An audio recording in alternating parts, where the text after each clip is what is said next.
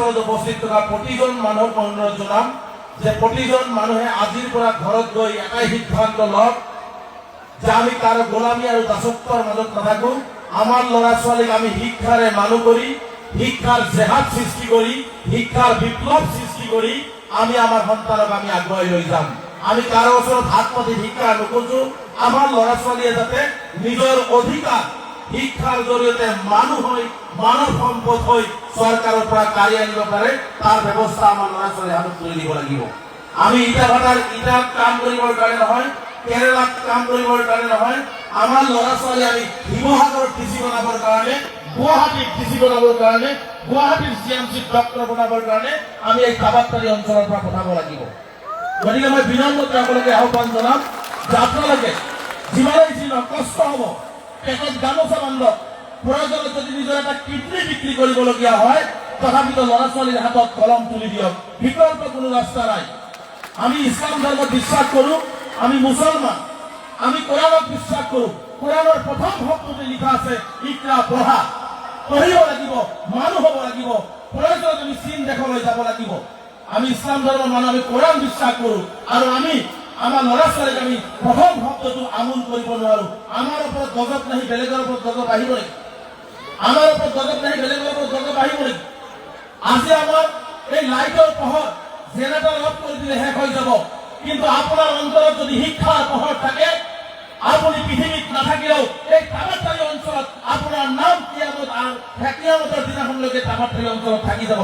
কাৰণ এটাই, আপোনাৰ ভিতৰত শিক্ষাৰ পোহৰ আছে, শিক্ষাৰ জ্ঞান আছে। গতিকে মই বিনম্ৰতে আপোনালোকে আহ্বান জনাম, ল'ৰাই হওক ছোৱালীয়ে হওক পঢ়িবলৈ শিকক। ছোৱালীবিলাকক আমি পঢ়াব নিবিচাৰো, ছোৱালীবিলাকক আমি বিয়া দি দিম ভাবিলো ছোৱালীয়ে পঢ়ি কি লাভ আছে।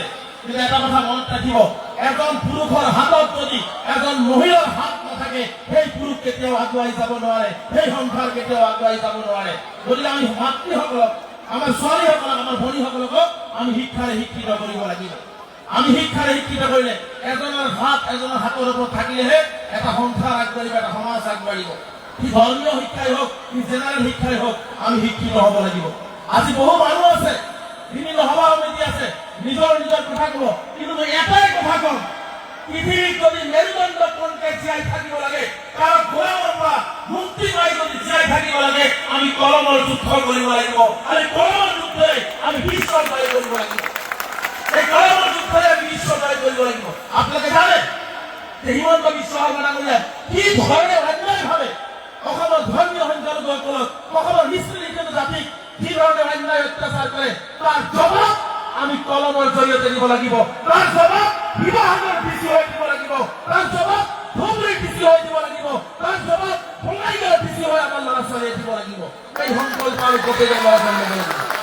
গতিকে মই সকলোকে বিনম্ৰতা আহ্বান জনাইছো, গান শুনক, নাচক, ফূৰ্তি কৰক, আনন্দ কৰক, তাৰ মাজত বেৰত এটা সংকল্প লৈ যাওক যে জীয়াই থকালৈকে আমাৰ ল'ৰা ছোৱালীৰ হাতত, আমাৰ সন্তানবিলাকৰ হাতত আমি স্কুলৰ বেগ আৰু কিতাপ তুলি দিম। ছোৱালীবিলাকক আমি বিয়া দিয়াৰ ক্ষেত্ৰত শিক্ষিত কৰি বিয়া দিম। এজন মা শিক্ষিত হলে এটা পৰিয়াল শিক্ষিত হয়, মনত ৰাখিব। এটা মা শিক্ষিত হলেহে এটা পৰিয়াল শিক্ষিত হয়। কিন্তু আমি কি কৰো, আমি মহিলাসকলক শিক্ষিত কৰিবলৈ মেয়া পঢ়াই কি হব, পঢ়াৰ ক্ষেত্ৰত বিয়া দেওয়া লাগিব, হয় নাই? মেয়া পঢ়াই দিছে আপনাই বিয়া দেওয়া লাগিব। এটা কথা মনত ৰাখিব, সন্তানক ল'ৰাই যিমান কাম কৰিব পাৰে, ছোৱালীও সিমানে কাম কৰিব পাৰে। ছোৱালীক কেতিয়াও আমি দুৰ্বল বুলি ভাবিব নালাগে। গতিকে মাসকল আছে, আপোনাৰ ছোৱালীক আপোনালোকে কেতিয়াও দুৰ্বল বুলি নাভাবিব, মানসিকভাৱে শক্তিশালী হওক। আমি দুৰ্বল, আমি পৰাজয় বৰণ কৰিম, আমি পৰীক্ষাত পাছ কৰিব নোৱাৰিম, তেতিয়াহ'লে আপুনি কেতিয়াও সফলতা নাপায়। আপুনি সফলতা তেতিয়াই পাব, পৰাজয় সন্মুখত থাকিলেও জয় আনিবৰ কাৰণে যেতিয়া আপুনি দৌৰিব, ইনশাআল্লাহ এদিনাখন আপুনি জয় নিশ্চিতভাৱে পাব। গতিকে মই শিক্ষাৰ ক্ষেত্ৰত এই কথাটো কলো যে প্ৰয়োজনত যদি পেটৰ কিডনিও বিক্ৰী কৰিবলগীয়া হয়, সন্তানক বিদ্যালয়মুখী কৰক, সন্তানক মানুহ কৰক, ভাল হাফিজ কৰক, ভাল হালিম কৰক।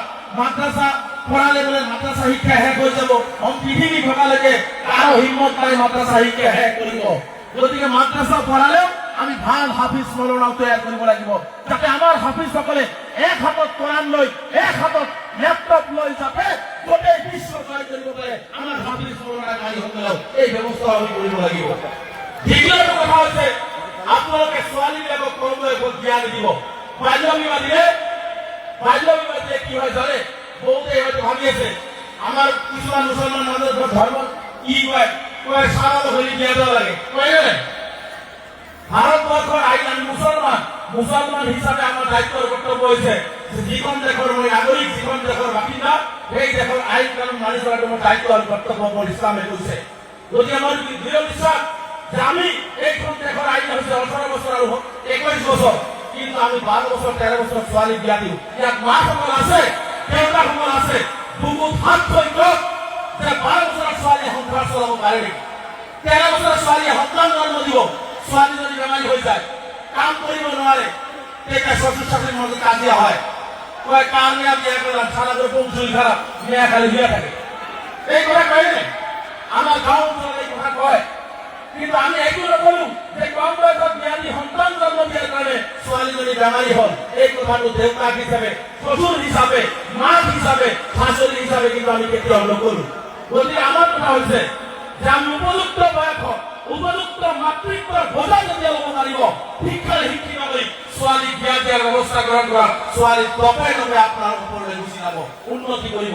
কম বয়সত বিয়া দি সংসাৰত কাজিয়া হয়, শ্বশুৰ শাশুড়িক ওজু পানী দিব নোৱাৰে, ভাত বনাই দিব নোৱাৰে, তাৰপিছত আকৌ ছোৱালীবিলাকে কি কৰে কাজিয়া যেতিয়া সৃষ্টি হয়, তেতিয়া দুয়োপক্ষৰ মাজত গাৰ্জেন মাতামাতি হয়, 6 মাহ বিচাৰ কৰে, দেৱানী সব দেৱানী হয়, দেৱানীয়ে বিচাৰ কৰি কি কৰে জানে, ৰাতি 2টা বজাত বিচাৰ সমাপ্ত হৈ কয় এই মিয়া তুমি জানো না শ্বশুর মানো না শাশুড়ি মানো না ফেঁকলে মাত না, বেমার হয়েছে বেড়ে, বেমার হয়েছে কম বয়সত বিয়া দিয়ার কারণে, আর তার ভোট ধরে মাত্রলে বেমার ভাল হব, বেমার তো কেতিয়াও ভাল নহয়, আলটিমেটলি সংসাৰত কাজিয়া হৈ লাষ্টত দেৱানীয়ে কৈ দিয়ে আমি আর পারলাম না, তুমি অবৈধ কোর্টে নিয়ে ডিভোর্স করে দাও। এই কম বয়সত বিয়া দিয়ার কারণে 95% সংখ্যালঘু অধ্যক্ষিত অঞ্চলত আমার ভনীসকলে বিবাহ বিচ্ছেদ হবলগীয়া হৈছে। কিন্তু এটা ভাল খবর আপনাদের দি যাও, মই যেতিয়া আমচুত আছো সভাপতি হিসাবে আমি সংকল্প লৈছিলো যে 2025 চনৰ ভিতৰত আমি অসমৰ পৰা সংখ্যালঘু অধ্যক্ষিত অঞ্চলৰ পৰা বাল্য বিবাহ নোহোৱা কৰি দিম। দোয়া ৰাখিব ইনশাআল্লাহ আমি 95% বাল্য বিবাহ সংখ্যালঘু অধ্যক্ষিত অঞ্চলৰ পৰা নোহোৱা কৰিছো, আৰু এই 5% 2026 চনত আমি শেষ কৰি পেলাম। গতিকে বাল্য বিবাহ দিলে বহু ক্ষতি হয়, বেমাৰ হয়, মৃত্যু হয়, কবৰস্থানলৈকে লৈ যাবলগীয়া হয়। গতিকে এই কথাবিলাক মনত ৰাখি উপযুক্ত বয়সত উপযুক্ত মাতৃত্বৰ বোজা যেতিয়া ল'ব পাৰিব তেতিয়া বিয়া দিয়াৰ ব্যৱস্থা কৰিব, ছোৱালীয়ে দুজন আপোনালোকে বহু কাম কৰিব। লাষ্ট কথাটো আপোনালোক কৈ গৈছো, যুৱ বন্ধুসকল ইয়াত আছে, প্ৰত্যেকজন মানুহৰ জীৱন আল্লাহ তাআলাই দিছে, ইমান ধুনীয়া দেহা দিছে, চেহেৰা দিছে। আমি ড্ৰাগছ খাইছো, মদ খাইছো, ভাং খাইছো, ইমান ধুনীয়া চেহেৰাটো আমি শেষ কৰি পাইছো। ড্ৰাগছ মদ খোৱা মানুহৰ কেঞ্চাৰ বেমাৰটোৱে ভয়াৱহ বেমাৰ, মনত ৰাখিব। কেঞ্চাৰ বেমাৰ হলে এজন মানুহৰ মৃত্যু হয় বুলি আমি গম পাওঁ, কিন্তু ড্ৰাগছ যদি এজন মানুহে পৰিয়ালত খায় এটা পৰিয়াল সম্পূৰ্ণভাৱে মৃত্যুৰ মুখলৈ গতি কৰে। গতিকে সৃষ্টিকৰ্তাই এখন ধুনীয়া চেহেৰা দিছে, ধুনীয়া দেহা দিছে, মন দিছে, মই হাত জোৰ কৰি অনুৰোধ কৰিছো যে এই ধুনীয়া চেহেৰা, এই ধুনীয়া কথা বাৰ্তা, এই ধুনীয়া মন এটা দিছে, আপোনালোকে ড্ৰাগছ মদ খাই আপোনালোকৰ জীৱনটো ধ্বংস নকৰিব। আমি আহক আবাদকাৰী অঞ্চলৰ পৰাই আমি সংকল্প লওঁ যে সংখ্যালঘু অধ্যক্ষিত অঞ্চলৰ পৰা ড্ৰাগছ মদ জুৱা আমি নিষিদ্ধ কৰি আমি একেলগে হাতে হাত ধৰি উন্নয়নৰ দিশত নিজক আগবঢ়াই যোৱাৰ লগে আমি কাম কৰি যাওঁ। গতিকে মই সকলোকে আহ্বান জনাইছো, ড্ৰাগছ মদ জুৱা এইবোৰ বন্ধ কৰক, বাল্য বিবাহ বন্ধ কৰক, শিক্ষাৰ ওপৰত গুৰুত্ব দিয়ক।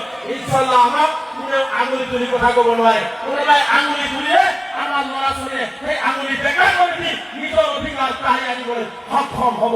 গতিকে মই বেছি সময় নলওঁ, এইখিনি কথা ক'লো, আৰু উদ্যোক্তাসকলক মই আন্তৰিকভাৱে ধন্যবাদ জনাইছো এইখিনি সুবিধা মোক দিয়াৰ কাৰণে। অহা দিনবিলাকত আপোনালোকক এনেকুৱা মহান অনুষ্ঠানত লগ পাম বুলি প্ৰতিশ্ৰুতি ৰাখি মোৰ বক্তব্য যদি কোনো ভুল ত্ৰুটি হৈছে